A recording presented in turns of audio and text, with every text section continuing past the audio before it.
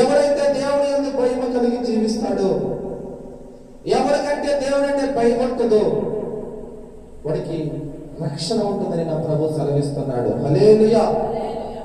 ఈ రోజుల్లో మనిషికి ఉండాల్సింది దేవుడు అంటే భయం. ఈ రోజుల్లో మానవ జాతికి కావాల్సింది దేవుడు అంటే భయం. ఎంతో మంది అన్ని విషయాల్లో భయపడుతున్నారు. ఉద్యోగం అధికారులను బట్టి, వ్యాపారం అధికారులను బట్టి,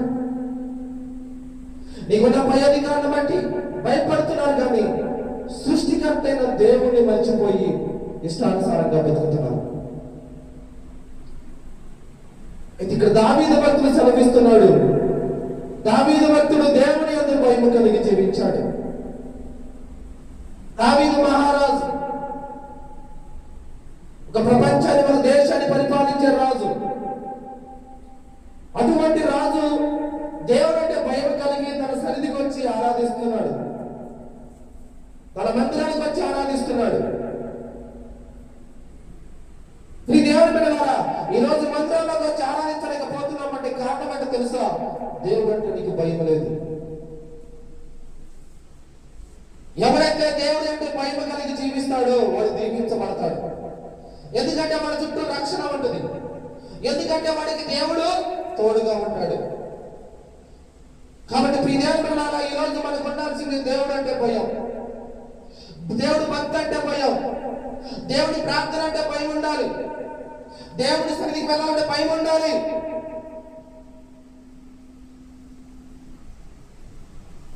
ఈరోజు మనిషి దేనికి భయపడకూడదో దానికి భయపడుతున్నాడు. దేనికైతే భయపడదో దానికి భయపడలేదండి మనిషి.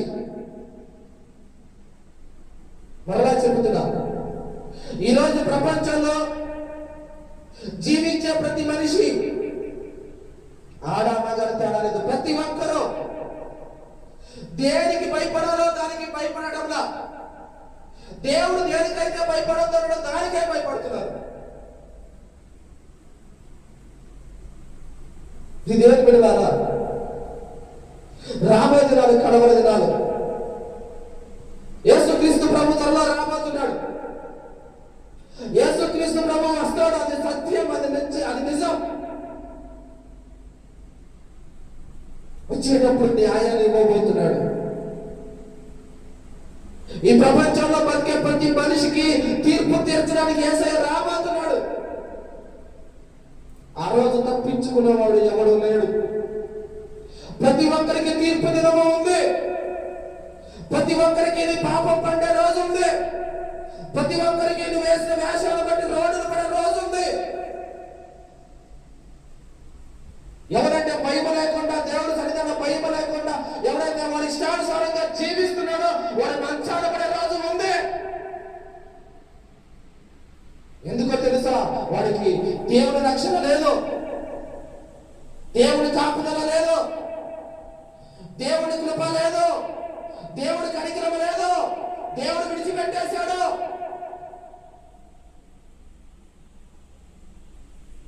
దేవుడు విడిచిపెడితే ఎవరండి మనల్ని కాపాడేది? దేవుడి ఆజ్ఞలైతే ఎవరండి ఒక పూట భోజనం తినేది?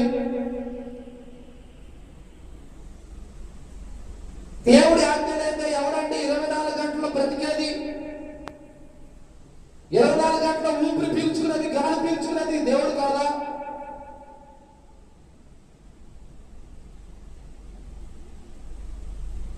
దేవుని బిడ్డలారా, ఇదే దావీదు భక్తుడు 30 ఏళ్ల క్రితం ఏమంటాడంటే, దేవుడు లేడని బుద్ధిహీనులు తన హృదయంలో ఉంచుకుంటారంట. ఎవడైతే దేవుడు లేడంటూ జీవిస్తున్నాడో, ఎవడైతే దేవుడు లేడంటున్నాడో వాడు బుద్ధిహీనుడు బైబిల్ సెలవిస్తుంది. ఎందుకంటే ప్రతి దేవుని బిడ్డలారా, ఈ మాట్లాడే ప్రతి దేవుని బిడ్డలారా, దేవుడు ఉన్నాడు.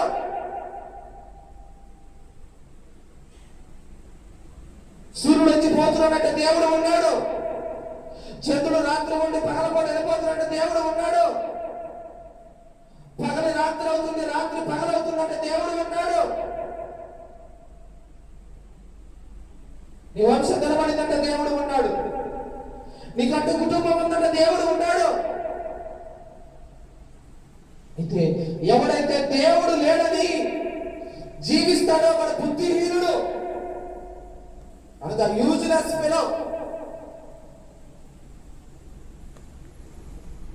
ఈ దేవుడు పిల్లారా, మరొక్కసారి చెబుతున్నా, ఈ రోజు మనిషికి ఉండాల్సింది దేవుడు అంటే భయం. ఎవరైతే దేవుడు ఎందుకు భయం కలిగి ఉంటాడో వాళ్ళని దేవుడు దీవిస్తాడండి, దేవుడు వాళ్ళని ఆశీర్వదిస్తాడండి. ఎందుకంటే నిత్యం వాడి చుట్టూ రక్షణ ఉంటుందండి, నిత్యం ఆ కుటుంబం చుట్టూ కంచె ఉంటుందండి. ఈ రోజు ప్రతి కుటుంబంలో ఏదో ఒక పోరాటం, ఏ కుటుంబాన్ని కలిగించినా ఏదో ఒక పోరాటం, ఏదో ఒక బాధలు, ఏదో ఒక నిందలు, ఏదో ఒక అవమానాలు. ఎందుకు ఇలా జరుగుతుందంటే ఆ కుటుంబానికి దేవుడు కాపుదల లేదు.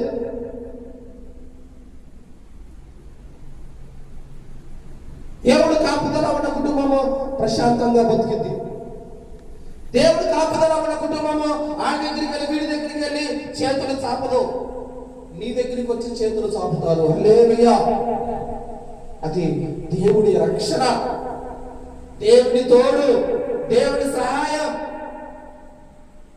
దేవుడు అన్నాడు, నాకు దూరంగా బ్రతికి, నాకు వేరుగా బ్రతికి మీరేమైనా సాధించగలరా? అడుగుతున్నా నా ప్రియమైన పిల్లలారా, దేవుడికి దూరంగా బ్రతికి ఏం సాధిస్తావయ్యా నువ్వు? ఈరోజు దేవుడు భయం లేకుండా, దేవుడి మంత్రం భయం లేకుండా పరుగులు తీస్తున్నావే. అడుగుతున్నా, దేవుడు తోడు లేకుండా నువ్వు ఏమి సాధిస్తావు? ఏమి సాధించగలవు చెప్పు? మరి ఇప్పుడు వరకు ఏం సాధించావో చెప్పు.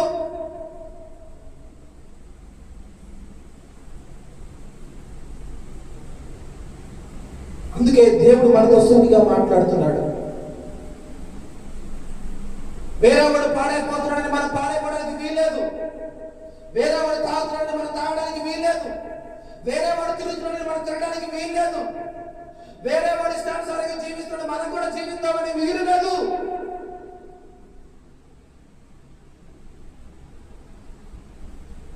ఎవరైతే ఇష్టానుసారంగా జీవిస్తాడో వాడికి దేవుడు అంటే భయం లేదు. దేవుడు అంటే భయం ఉన్నవాడు జీవితాలు మారిపోతాయండి. దేవుడు అంటే భయం ఉన్నవాడు గజ గజ వణికిపోతాడండి. ఎందుకంటే మనం ఆరాధించే దేవుడు, మనం పూజించే దేవుడు ఎవరో తెలుసా? లోకమంతా సంచరిస్తున్నవాడు, కన్నుల ద్వారా ప్రతి ఒక్కరిని పరిశీలిస్తున్నాడు, ప్రతి ఒక్కరిని చూస్తున్నాడు. నువ్వు ఎక్కడికి పరిగెడుతున్నావో, నువ్వు ఏం చేస్తున్నావో, ఎక్కడికైనా ఏది ముట్టుకుంటున్నావో, ఎక్కడికైనా ఎక్కడ పడుకుంటున్నావో దేవుడు చూస్తున్నాడు.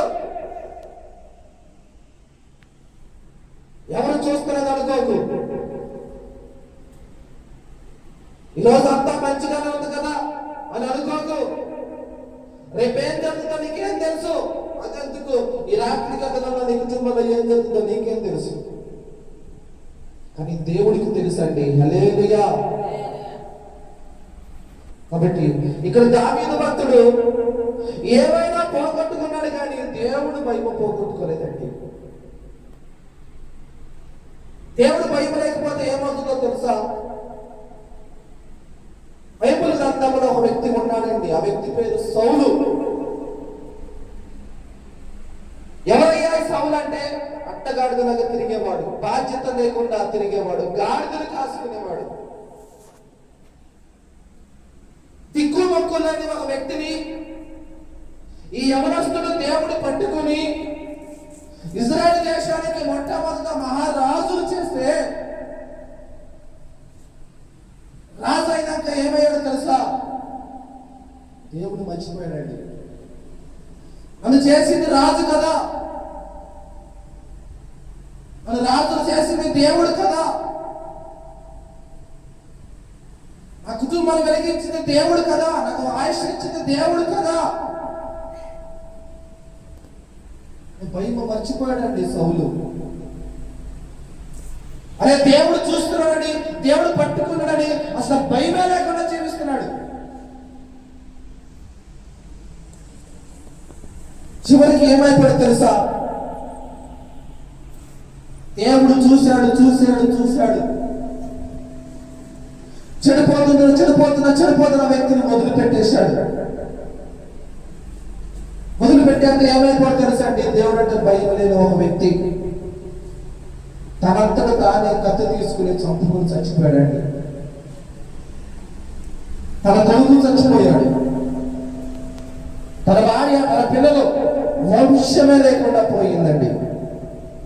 కారణం ఏంటో తెలుసా? దేవుడు అంటే భయం లేదు. దావీదుకి దేవుడు అంటే భయం ఉంది. ఎవరికి భయపడినా భయపడకపోయినా దేవుడికి మాత్రం భయపడేవాడు. ఎన్ని పనులున్నా కానీ అన్ని విడిచిపెట్టి దేవుడు అంటే భయం కలిగి దేవుడి దగ్గరికి వచ్చేవాడు, దేవుడిని ఆరాధించేవాడు, దేవుడికి ప్రార్థన చేసేవాడు, దేవుడిని స్తుతించేవాడు, దేవుడిని గణపరిచేవాడు. అటువంటి దావీదు ఏమయ్యాడు తెలుసా? 40 సంవత్సరాలు పరిపాలన చేసి మహారాజు అయ్యాడండి. హల్లెలూయా. దావీదు అప్పుడే రాజు అవడా, కొడుకు రాజు అయ్యాడు, మనవడు రాజు అయ్యాడు, మనవడు రాజు అయ్యాడు. తన వంశానికి ఒక పేరు ఏంటో తెలుసా? రాజవంశం. ఎందుకు రాజవంశాన్ని పొందుకున్నాడు దావీదు తెలుసా? దేవుడు అంటే భయం కలిగి బతికాడండి. ఈ రోజు దేవుడు చూస్తున్నాడండి. ఎవరైతే దేవుడు అంటే భయం కలిగి ఉంటాడో వాళ్ళు చూస్తున్నాడండి. దేవుడు వాళ్ళు విడిచిపెట్టాడండి. ఈ రోజు పరిస్థితులు బాగా లేకపోవచ్చు, ఈ రోజు పరిస్థితులు అనుకూలంగా లేకపోవచ్చు, కానీ దేవుడు తోడుకున్నాడు.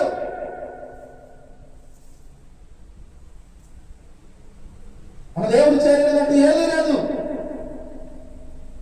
కాబట్టి ప్రియ దేవుని బిడ్డలారా, దేవుడు అంటే భయం ఉండాలి, దేవుడి సన్నిధి అంటే భయం ఉండాలి, ప్రార్థన అంటే భయం ఉండాలి. ఇలా భయం లేకుండా జీవిస్తే నీకు నీవే ప్రాణానికి ఉత్తరవాదాలు బైబిల్ నమ్మం. నీకు నీవే చనిపోతావు, నీ కుటుంబం పాడైపోతుంది, నీ కుటుంబం ఎండిపోతుందయ్యా, రూపురేఖ లేకుండా పోతుందయ్యా. ఎందుకంటే దేవుడు లేడయ్యా నీ కుటుంబంలో.